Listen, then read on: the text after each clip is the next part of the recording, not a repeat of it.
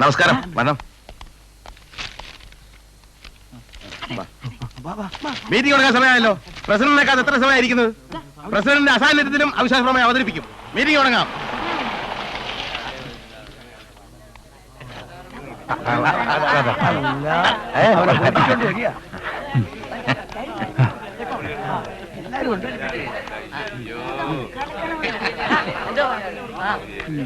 ശവക്കുഴിയിലേക്ക് കാലം നീട്ടിയിരിക്കുന്ന കുറുപ്പ് ഭരണത്തിനുള്ള ശവപ്പെട്ടി അവർ തന്നെ തീർത്ത് കഴിഞ്ഞിരിക്കുന്നു.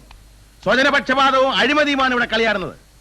കുറുപ്പിന്റെ ഏറാൻ മുഴുവൾക്ക് മാത്രമേ ഈ പഞ്ചായത്തിൽ ജീവിക്കാൻ സാധിക്കുകയുള്ളൂ എന്ന സ്ഥിതി വന്നിരിക്കുന്നു. പഞ്ചായത്ത് പ്രസിഡന്റ് സാന്നിധ്യം ഇവിടെ ആവശ്യമായിരുന്ന പല സമയങ്ങളിലും ഇദ്ദേഹം രായ്ക്ക് രാമാനം തലസ്ഥാനത്തേക്ക് രഹസ്യയാത്ര നടത്തി എന്തിനാണെന്ന് അറിയാനുള്ള അവകാശം ഈ പഞ്ചായത്തിലെ ജനങ്ങൾക്കുണ്ട്.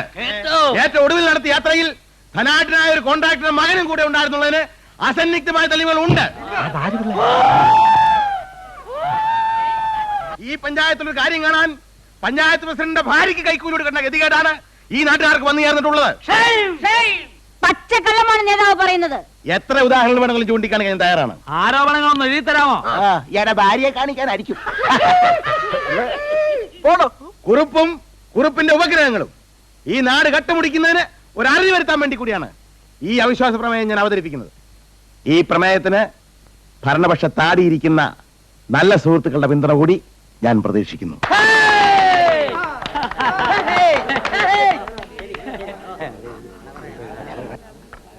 അവിശ്വാസ പ്രമേയം പിൻവലിക്കണമെന്നാണ് എന്റെ അഭ്യർത്ഥന. ഞാൻ പിൻവലിക്കുന്നില്ല, പ്രസ് ചെയ്യുന്നു. പ്രതിപക്ഷ നേതാവ് അവിശ്വാസ പ്രമേയം പിൻവലിക്കാതിരിക്കുന്ന സ്ഥിതിക്ക് വോട്ടിംഗ് വേണ്ടി വന്നിരിക്കുന്നു. ശബ്ദ വോട്ട് മതിയാവും. മതി. പ്രമേയത്തെ പ്രതികൂലിക്കുന്നവർ കൈ ഉയർത്തുക.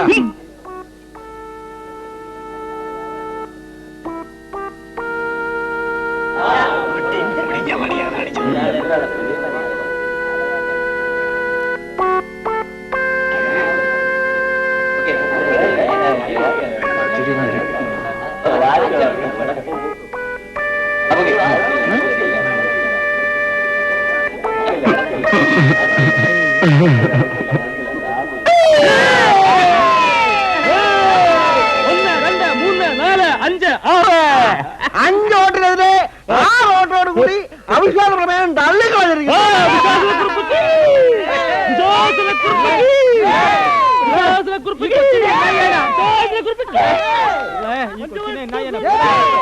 പഞ്ചായത്ത്